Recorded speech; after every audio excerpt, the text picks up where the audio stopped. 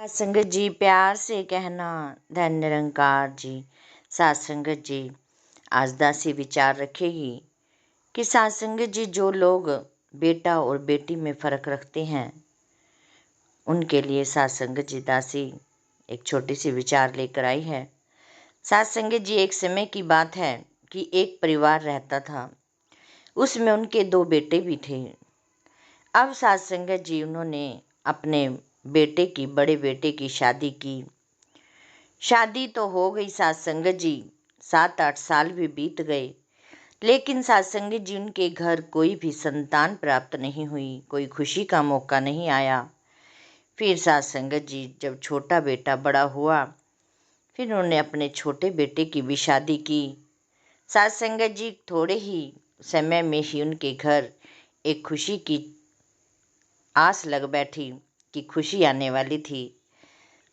अब सात संगत जी जो छोटा बेटा था उनके घर एक बेटी ने जन्म लिया। सात संगत जी सासू माँ पहले तो उदास हुई, फिर थोड़ा खुश भी हुई और ससुर भी बहुत खुश हुआ।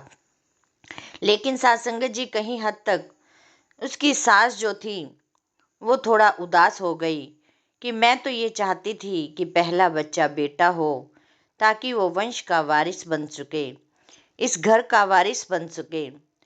लेकिन सात संगत जी समय के अनुसार उसने उसको एक्सेप्ट कर लिया।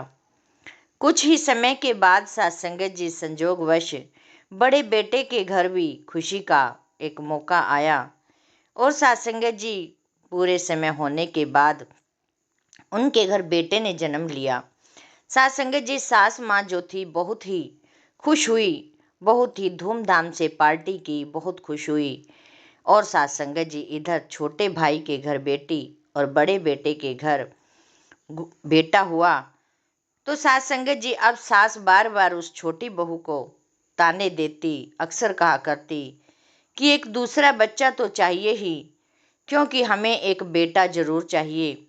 बेटा ही कुल वंश को बढ़ाता है, आगे जो भी होता है वंश बेटे से ही चलता है।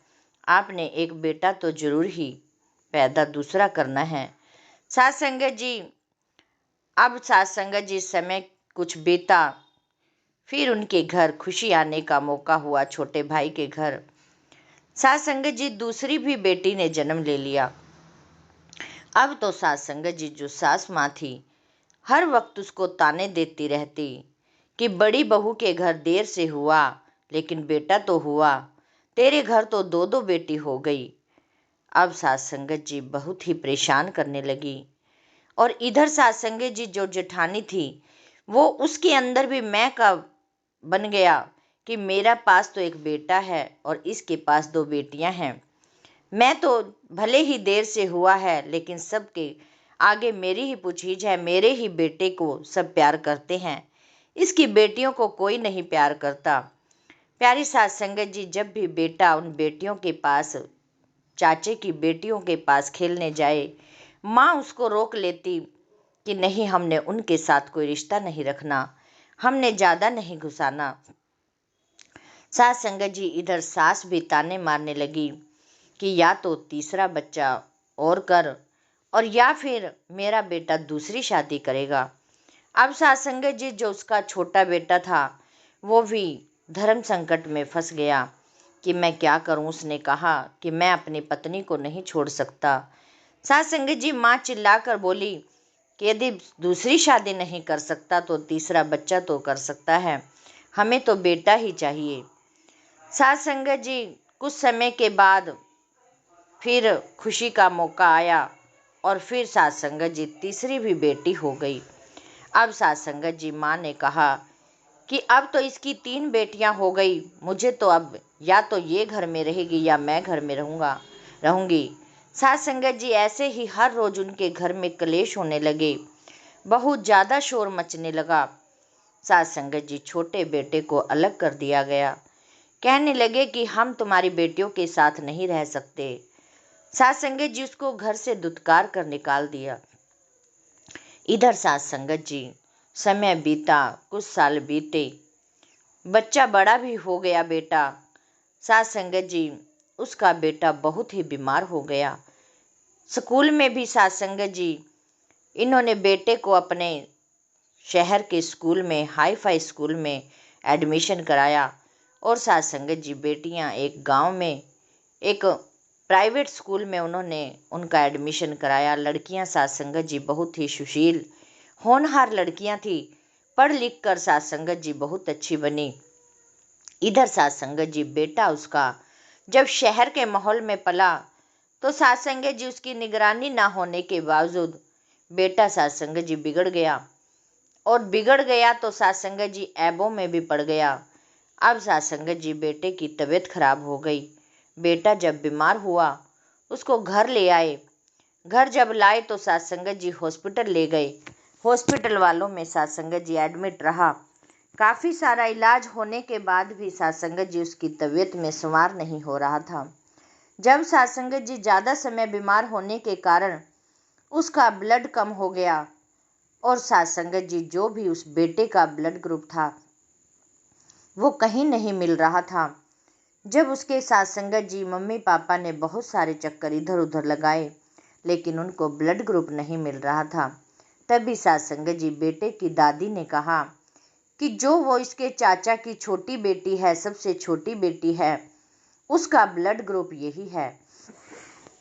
साथ संगत जी जब वो छोटी बेटी बचपन में अपने भाई के साथ खेलती थी वही दादी उसको दुत्कार दिया करती थी कि चल हट यहाँ से, इकट्ठे नहीं खेलना, तुम्हारे पास तो कोई भाई ही नहीं है, अपना भाई लाने की तो तुम्हारे में कोई ताकत ही नहीं है, अब इसको भाई बनाने चली है।